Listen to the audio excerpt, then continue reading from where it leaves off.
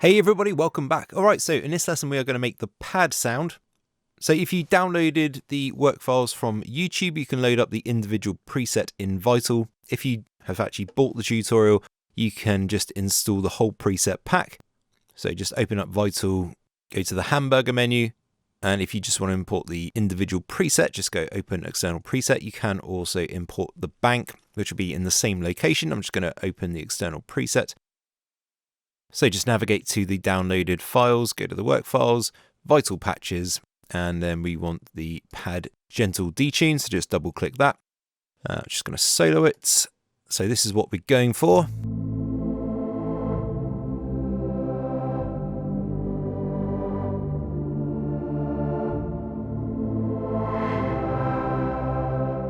So that's it. Very basic preset. We are starting right here at the very beginning. This is a very easy one for anybody to follow along with and make themselves. So I'm going to just start from scratch. Obviously, you can just carry on using the preset if you want to. So starting from the initialized preset, let's go through and make this. So basically, when you start making a sound, I always start with the sort of texture part of it. And then we get into using the envelopes and LFOs to sort of shape the sound later on. So I'm going to start with this an octave down. So in order to change the pitch in octave increments or 12 semitone increments, just hold shift and drag up or down. I'm going to add a bit of unison to this. So let's just go up to the maximum voices, which is 16.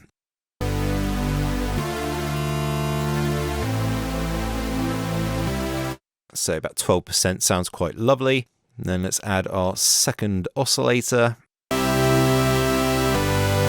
But this one, we're going to have 12 semitones up. And again, let's just add a bit of unison to this. So 20% is just a little bit too much on this. Let's have about 16%, sounds quite nice. And that really is the texture of the pad. Obviously, it sounds a bit different because we've got a filter going through it as well. So I'm just going to activate filter 1, and I want to route both of the oscillators through filter 1 because at the moment only oscillator 1 is being affected. So I just need to change that to filter 1 as well. Don't need quite so much resonance. But obviously with the filter, it starts to sound a bit more pad-like. So let's get into shaping it. So we'll start with envelope 1, which of course affects the dynamics of the oscillators. So just maybe a touch more attack. Something like that is fine. And the sustain and everything can be fully up, but I want to adjust the release. So I want this to be higher, so the end of the note sort of blends into the start of the next note.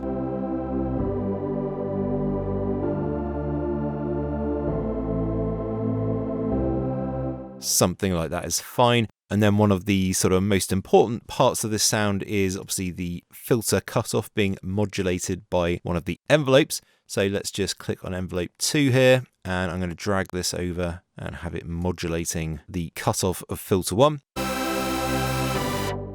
obviously we have to change the envelope attributes in order for this to have any effect. So let's add a bit of attack.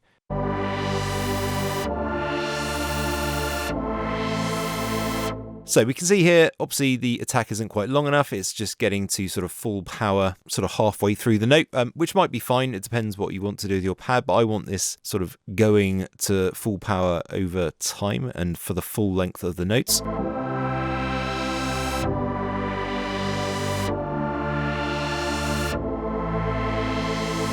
So something like that is fine. One thing to note is if you've got a longer tail on the dynamics on envelope 1, so meaning if you've got a higher release time, then you also really want to match that with envelope 2, because if I have the release time very short, it means that the tail, as soon as it happens, is going to be filtered heavily, which we probably don't want. So what you want to do is really match the release time of the envelope controlling the filter cutoff to that of the one that's controlling the dynamics of the sound, or have it longer. So match it or have it longer.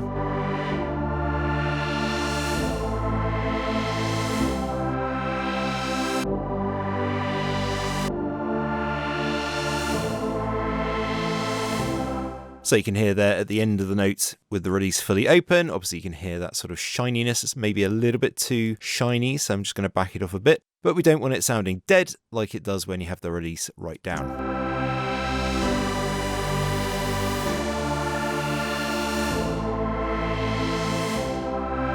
Okay, so that sounds about perfect. And the only thing I want to do now is just add a bit of reverb to this sound. So I'm just going to the effects page, going to activate the reverb. Let's just play around with this a bit. So probably want a bit more time.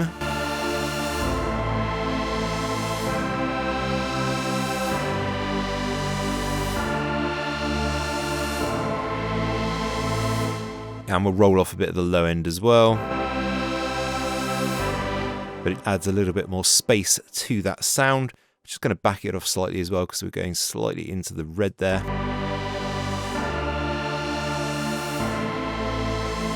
So yeah, that's pretty much it. Very, very basic sound, obviously. And of course we can just change it now, the cutoff, as we see fit. So let's just have that in our mix.